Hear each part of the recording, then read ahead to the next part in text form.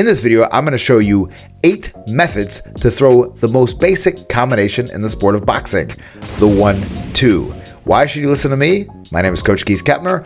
I not only box in the United States and in Mexico, but I've also worked with many fighters at many different levels and built them up to elite levels.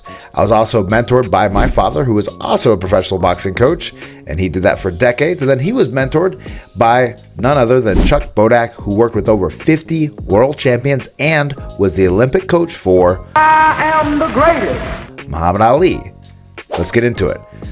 The first method to throw the 1-2 is just throwing the 1-2. The 1-2 in and of itself sets up a beautiful situation, right? The jab, it might land, it might snap someone's head up and control them for that moment, revealing the jaw that we can get with that right hand. So obviously, we need to think about our basics and foundations. We need to just throw that 1-2 snappy and quick. And you can watch a whole video that I spend about 30 minutes talking about the technique of throwing the 1-2 and the philosophy of the 1-2. All right, so make sure you check out that. Now, going on to this next one, we're gonna shoot the 1-2, but you see that SL right there? That stands for slip to your lead side. So if you're orthodox, that's your left side. If you're southpaw, that is your right side, your lead side. All right, so you shoot the 1, and then you shoot the 2 as you bring your head off line with the 2. That allows you to avoid what? Their 2 from a same stance fighter, right? So we don't just trade right hands or quote unquote power hands with another boxer. All right, so here it is.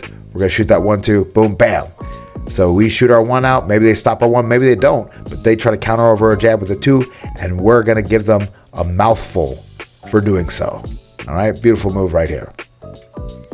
Going on to the next one, we have the jab as we slip to our rear side. SR means slipping to rear side, right? If you're orthodox, that's your right side. And if you're southpaw, that's your left side. Slipping to your rear side with your jab to the face, hopefully snapping their head up, and then coming back with a 2. What oftentimes happens when you slip that jab off to the side like that, their lead hand is gonna drop if they try to jab with you. And if they don't, whatever, your head's offline, it's all good. And then that opens up a pathway for the 2. Let's see it one more time here. Oh, that's an even better one. I like that better. Here, right there. So we're shooting that jab up for the face. Oh yeah, going right for his face. If he didn't catch it, I would have popped. Right there, goes past my ear, and I come over with the right hand punch as such. Now we have the jab as we slip to our lead side, and then we're gonna shoot it 2 afterwards. Great combination, gets you offline of the jab, right there. So I'm here, he shoots the jab, I'm inside the jab with my jab, and inside of that, I shoot my 2, my rear hand, getting up right up the pipe. Great way to shut down the jab, really, but also just to disrupt people, because typically when you go off to that side, what do they expect?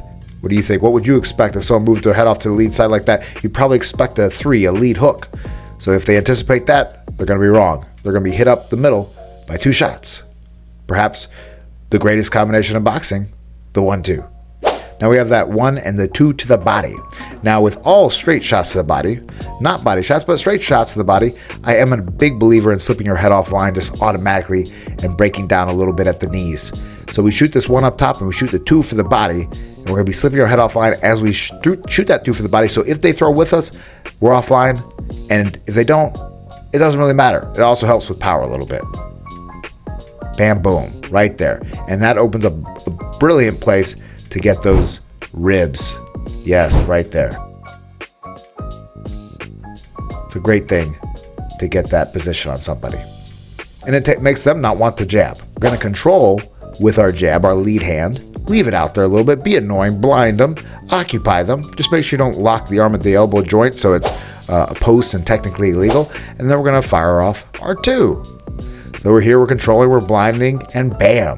Here you have them on the ropes, boom, good time to do it. Someone's a little bit tired or whatnot, or discombobulated, and you cue them up, line them up, and you're going to smash them with that 2. I love it.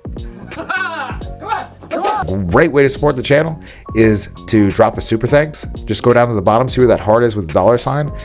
Drop a super thanks. It buys Coach Keith a cup of coffee, and Coach Keith needs coffee because, man, I'm working all the time, and that's why I do my best to just get these videos and squeeze them in, and a coffee really helps.